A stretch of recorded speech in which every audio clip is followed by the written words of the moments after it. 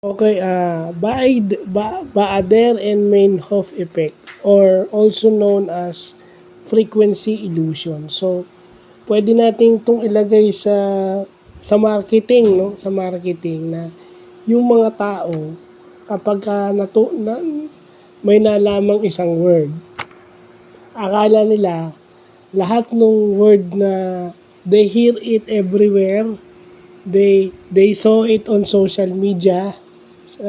Alam mo, pag nalaman nila yung word na yun, nakikita nila sa TikTok, sa Facebook, sa Instagram, sa X, di ba? Minsan sa Pinterest pa nga, minsan sa LinkedIn, pag medyo HR term, di ba? Pag bago. So, yun, ano yun, parang psychology trap, no?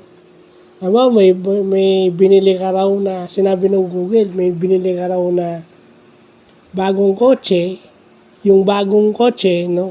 Bagong brand ng kotse, halimbawa. Tapos yung brand ng kotse mo appears everywhere, no? Sa lahat ng kalsada nakikita mo siya, no?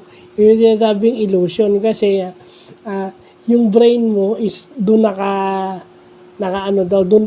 naka-attach pa doon yung brain mo at hindi pa kumakawala, kaya feeling mo lagi siya nakikita. Well, ganyan nangyayari sa akin yan minsan pag may natututunan akong bagong word.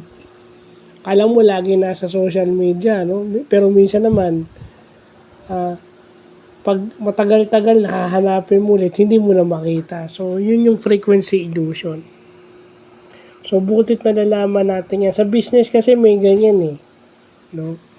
Pag mayroon tayong nakitang bagong brand o yung brand na tinututukan natin, sinusuportahan natin, akala natin sa lahat ng lugar at sa lahat ng social media nandun siya. Kahit hindi naman. So, yun lang po.